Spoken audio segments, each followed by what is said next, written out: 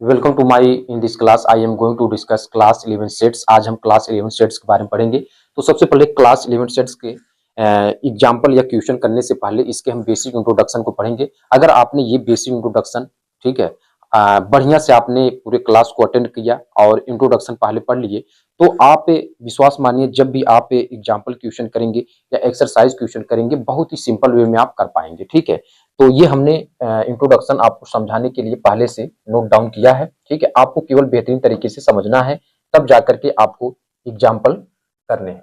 मेरे भाई यहाँ पे हमारे पास क्या है जिसे हम बेसिक इंट्रोडक्शन में क्या पढ़ेंगे। ठीक है, यानी व्हाट इज सेट यानी सेट्स क्या है, और दूसरा रिप्रेजेंटेशन ऑफ सेट्स यानी सेट्स को कैसे आप रिप्रेजेंट करेंगे ये आपको पढ़ना है। ठीक है, और एक्सरसाइज जो भी आपका सेट्स का एक्सरसाइज जितने भी है बस केवल आपको ये दो टॉपिक पढ़ने हैं। ठीक है, एक्सरसाइज 1.1 आपका कंप्लीट हो जाएगा। ठीक है, और 1.2 के लिए बेसिक इंट्रोडक्शन आपको बताएंगे। सबसे पहले आते हैं बेसिक इंट्रोडक्शन क्लास 11 सेट्स। ठीक है, अब यहाँ पे हमारे पास क्या है व्हाट इज सेट्स। तो सेट्स की डिफिनेशन मेरे भाई आप कैसे देंगे।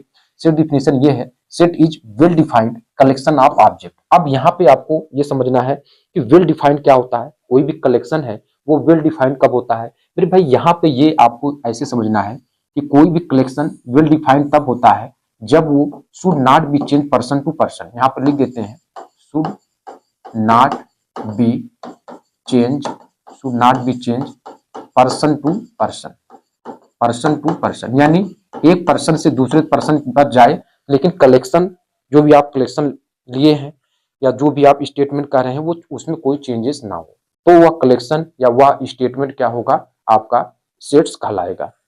अब इसका मतलब क्या है, जैसे एग्जांपल के माध्यम से समझे कि ये हमारे पास हमने एक एग्जांपल ये लिया है और दूसरा एग्जांपल ये लिया है। ठीक है, तो अब आपको ये बताना है कि क्या ये सेट्स है, क्या ये सेट्स है ठीक है या नहीं है, ये आपको बताना है। जैसे हमारे पास क्या है top 5 best batsman, top 5 best batsman. ठीक है, अब हम अपने सोच के हिसाब से बताएंगे कि टॉप 5 पे मेरे हिसाब से क्या है टॉप 5 बेस्ट बैट्समैन कौन कौन है, तो अपने सोच से बताएं। जैसे विराट कोहली, रोहित शर्मा, ठीक है, शिवम दुबे और युवराज सिंह। ठीक है, युवराज सिंह। ठीक है, और एक और हम कोई ले लेते हैं। ठीक है, शुभमन गिल। ठीक है, ये हम अपने सेंस से बताए हैं कि मेरे हिसाब से ये टॉप 5 बेस्ट बैट्समैन है। ठीक है, लेकिन ये जरूरी नहीं है कि जो हम बताए हैं वो दूसरा व्यक्ति भी बताए या तीसरा व्यक्ति बताए।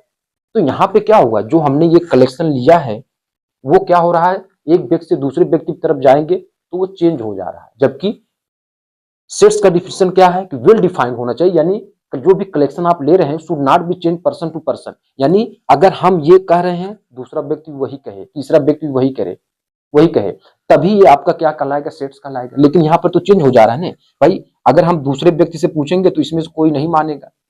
ठीक है, इसमें से कोई एक मानेगा दूसरा नहीं मानेगा। ठीक है, तो कुल मिलाकर के वो अपने सेंस से बताएगा कि 5 हमारे हिसाब से 5 बेस्ट बैट्समैन कौन होंगे। ठीक है, तो ये आपका क्या है सेट्स नहीं मेरे भाई, ये आपका क्या है सेट्स नहीं है। सेट्स के लिए क्या होना चाहिए should not be change person to person, यानी कोई भी कलेक्शन अगर आप ले रहे हैं तो वो चेंजेस नहीं होना चाहिए, उस कलेक्शन में कोई चेंजेस नहीं होना चाहिए। एक व्यक्ति से दूसरे व्यक्ति की तरफ जाए तो उसमें कोई चेंजेस नहीं होना चाहिए, तभी वो कलेक्शन क्या कहलाएगा आपका सेट्स कहलाएगा। जैसे इसमें आ जाए, यहाँ पे हमारे पास क्या मेरे भाई odd natural number less than 10। अगर हम odd natural number less than 10 लिखे तो क्या होगा, 1 होगा, 3 होगा, 5 होगा, 7 होगा, ठीक है, और 9 होगा। ठीक है, अब ये हम लिखे हैं 1 3 5 7 9, दूसरे व्यक्ति से पूछेंगे तो वही बताएगा, तीसरे व्यक्ति से पूछेंगे तो वही बताएगा। यानी यहाँ पे जो कलेक्शन होगा वो should not be change person to person, यानी यहाँ पे कलेक्शन में कोई चेंजेस नहीं होगा। तो ये क्या होगा सेट्स होगा, ये क्या होगा मेरे भाई सेट्स होगा। अब आपको समझ में आ गया होगा, दो एग्जाम्पल के माध्यम से आपको समझ में आ गया होगा। अभी और करवाते हैं, चलिए इसमें बताएं which are following are sets. इसमें आपको बताना है कि कौन सेट्स हैं और कौन सेट्स नहीं है, बताइए इसमें। ठीक है, एक बार हम देख लेते हैं, कैमरे में सब दिखाई दे रहा है। ठीक है, चलिए इसमें बताएं कौन सेट्स हैं कौन सेट्स नहीं। जैसे हमारे पास क्या मेरे भाई विच आर यानी collection of best Bollywood actor, ये आपको बताना है कि ये सेट्स है कि नहीं। तो अगर मेरे हिसाब से कोई हम अपने हिसाब से बताएंगे तो हम शाहरुख खान, अक्षय कुमार, ठीक है, और सलमान खान, चलिए ये हम ले लेते हैं। ठीक है, SH के लिखते हैं। ठीक है, ये मेरे हिसाब से मेरे भाई, ठीक है, कि ये मेरे हिसाब से ये क्या है, बेस्ट बॉलीवुड एक्टर हैं। लेकिन जरूर नहीं है कि दूसरा व्यक्ति भी यही बताए, तीसरा व्यक्ति भी यही बताए। भाई सभी के सेंस के हिसाब से बेस्ट बॉलीवुड एक्टर अलग अलग होते हैं। ठीक है, तो ये आपका क्या नहीं होगा मेरे भाई, सेट्स नहीं होगा, ये सेट्स नहीं होगा। दूसरे पाते हैं solution of x square minus 4। ठीक है, अगर हम इसका सॉल्यूशन निकालें तो मेरे भाई x माइनस 2 और x प्लस 2, ठीक है, ए स्क्वायर माइनस बी स्क्वायर, तो x बराबर 2 और x बराबर माइनस 2, यानी 2 कॉमा माइनस 2। ठीक है, अब ये 2 कॉमा माइनस 2 हमारे लिए सॉल्यूशन है, सभी के लिए सॉल्यूशन यही होगा। ठीक है, आप भी जब सॉल्व करेंगे तो यही होगा। तो यहाँ पे कलेक्शन क्या हो रहा है, collection should not be change person to person, तो ये आपका क्या है, सेट्स है। ये क्या है मेरे भाई, सेट्स है। तीसरे पाइए, यहाँ पे क्या दिया, योर फेवरेट क्रिकेटर्स। अब बताइए योर फेवरेट क्रिकेटर्स। अब आप अपने सेंस से बताएंगे कि आपका फेवरेट क्रिकेटर कौन है। ठीक है, तो जैसे हम मान लेते हैं भाई मेरे फेवरेट क्रिकेटर रोहित शर्मा है। ठीक है, और जरूरी नहीं है कि दूसरा व्यक्ति को रोहित शर्मा पसंद आए। ठीक है, कुछ और फेवरेट क्रिकेटर वो मानेगा, विराट कोहली मानेगा। तो यहाँ पे जो कलेक्शन हो रहा है वो आपका क्या हो रहा है, चेंजेस आ रहा है, कलेक्शन में चेंजेस हो रहे हैं। तो ये आपका सेट्स नहीं है। सेट्स का डिफिनेशन क्या है, यानी जो सेट होना चाहिए वेल डिफाइंड होना चाहिए, यानी जो वेल डिफाइंड का मतलब collection should not be change person to person. चलिए इसमें आ जाए, ऑल ऑड नेचुरल नंबर। तो ऑल ऑड नेचुरल नंबर 1। ठीक है, क्या होगा मेरे भाई, 1 3 5 7 ऐसे डॉट डॉट चलेगा। अब इसका मतलब ये नहीं कि अनगिनत है तो इसका ये कलेक्शन आपका क्या है, सेट्स नहीं है, सेट्स है भाई। क्यों, क्योंकि 3 तो हमेशा और ऑड ही रहेगा, ऐसा नहीं कि इवन हो जाएगा। ठीक है, अगर हम यहाँ 3 ऑड है तो दूसरे व्यक्ति के लिए भी ऑड होगा, तीसरे व्यक्ति के लिए ऑड होगा, तो ये आपका क्या होगा मेरे भाई, सेट्स होगा। ठीक है, नेक्स्ट आते हैं। चलिए बताइए वॉवेल्स ऑफ इंग्लिश अल्फाबेट, इसमें बताइए कि ये आपका सेट्स है कि नहीं। ठीक है, तो इंग्लिश अल्फाबेट के जो वॉवेल्स होते हैं वो आपके क्या होते हैं मेरे भाई, ए। ठीक है, क्या होते हैं, ए ई आई ओ और यू होते हैं। ठीक है, अब ये हमने लिखा है, सभी यही लिखेंगे कि इंग्लिश अल्फाबेट के जो वॉवेल्स होते हैं वो क्या होते हैं, ए ई आई ओ यू होते हैं। तो इसमें तो कोई चेंजेस नहीं होगा, तो ये आपका क्या होगा, दैट इज सेट्स। ये आपके क्या है, सेट्स है। वीकडे अगर लिखे तो मेरे भाई संडे, ठीक है, मंडे, ट्यूसडे, वेडनेसडे, ठीक है, थर्सडे और सैटरडे। ठीक है, तो वीकडे ये होते हैं, हमने लिखा है, सभी यही लिखेंगे। इसमें collection should not be change person to person, तो ये आपका क्या होगा मेरे भाई, सेट्स होगा। कलेक्शन योर फेवरेट टीचर, आज आपका कोई फेवरेट टीचर है। ठीक है, वही टीचर आपको स्टिक मारे यानी पनिश करे तो आपका फेवरेट टीचर बदल जाएगा, फेवरेट टीचर क्या हो जाएगा, बदल जाएगा। तो वो आपका क्या है, सेट्स नहीं है, सेट्स नहीं है, तो ये सेट्स नहीं होगा। ठीक मेरे भाई, तो ये हमने एग्जांपल लेकर आपको डिफिनेशन बताया कि सेट्स कब होंगे कब नहीं होगा, कौन सा स्टेटमेंट सेट्स होगा, कौन सा कलेक्शन सेट्स होगा। ठीक है, तो अब आते हैं रिप्रेजेंटेशन ऑफ सेट्स। चलिए इसको पढ़ें। अब देखिए सेट्स को रिप्रेजेंट करने के लिए 2 फॉर्म होते हैं। एक आपका क्या होता है, टेबुलर फॉर्म जिसे रेस्टर फॉर्म बोलते हैं, और दूसरा आपका होता है सेट बिल्डर फॉर्म।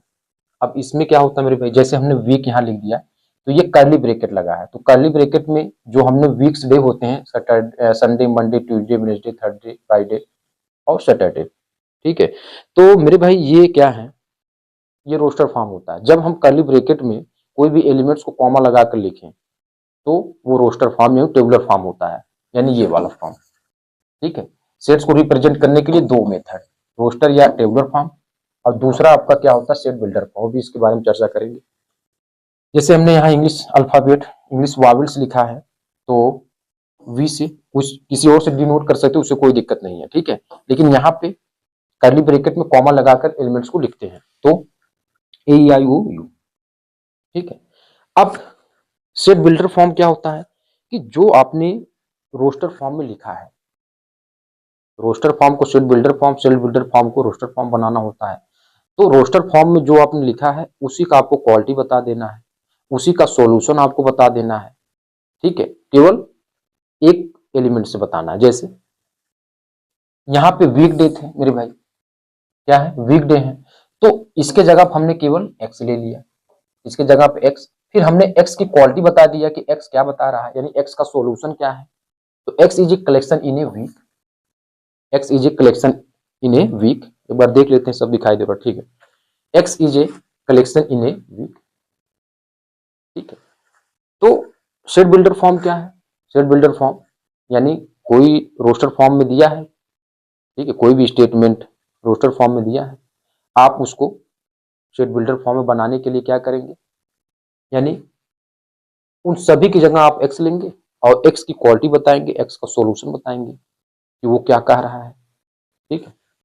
अब जैसे ये ए ई आई ओ यू, अब इसको क्वालिटी बता देना कहा क्या है, तो हमने इसके जगह पे एक्स लेट किया, और यहाँ पे x is vowels in English alphabet, यानी जो एक्स है वो क्या है, इंग्लिश अल्फाबेट के वावेल्स हैं, और वास्तव में देखें ए ई आई यू क्या है, वावेल्स, ठीक है। तो ये दो फॉर्म होते हैं, एक आपका रोस्टर या टेबुलर फॉर्म, दूसरा सेट बिल्डर फॉर्म होता है, और दोनों फॉर्म हमने आपको बेहतरीन तरीके से समझाया है कैसे आपको करना, जब आप एग्जाम्पल करेंगे चीजें बेहतरीन तरीके से समझ में आएंगी। अब आते हैं एग्जाम्पल,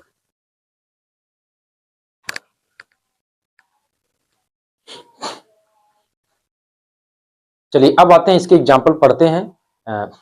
चलिए अब चलिए अब आते हैं इसके चलिए अब आते हैं इसके एक्सरसाइज, चलिए अब आते हैं इसके एग्जाम्पल सॉल्व करते हैं तो सारी चीजें क्लियर होंगी। यहाँ पे एग्जाम्पल नंबर फर्स्ट मेरे भाई क्या दिया है, right the solution set of the equation x square plus x minus 2 equal 0 in roster form, यानी इस सॉल्यूशन को आपको रोस्टर फॉर्म में, और रोस्टर फॉर्म ने बताया, पहले लिख लेते हैं x square plus x minus 2 equal 0, ठीक है, ठीक है। तो क्वाड्रेटिक इक्वेशन कैसे सॉल्व करते हैं, सब आपका बचपन का मेथड, तो कैसे सॉल्व करते हैं, एक्स स्क्वायर प्लस, ठीक है, 2x माइनस एक्स, ठीक है, माइनस 2 इक्वल 0, और यहाँ पे कॉमन तो x प्लस 2, और यहाँ -1 common x plus 2 equal 0, x minus 1 एक ब्रैकेट में और दूसरे में x प्लस 2, और सिंपल कर सकते हैं मेरे भाई, ठीक है, लेकिन समझाने के लिए आपको बताया, तो x माइनस 2 यानी जो हमारे पास आया मेरे 1 कॉमा माइनस 2, तो इसको हम रोस्टर फॉर्म में कैसे लिखते हैं मेरे भाई, जैसे मान लेते हैं ये a है, ये क्या है, सेट्स ए है, ठीक है, और इसको हम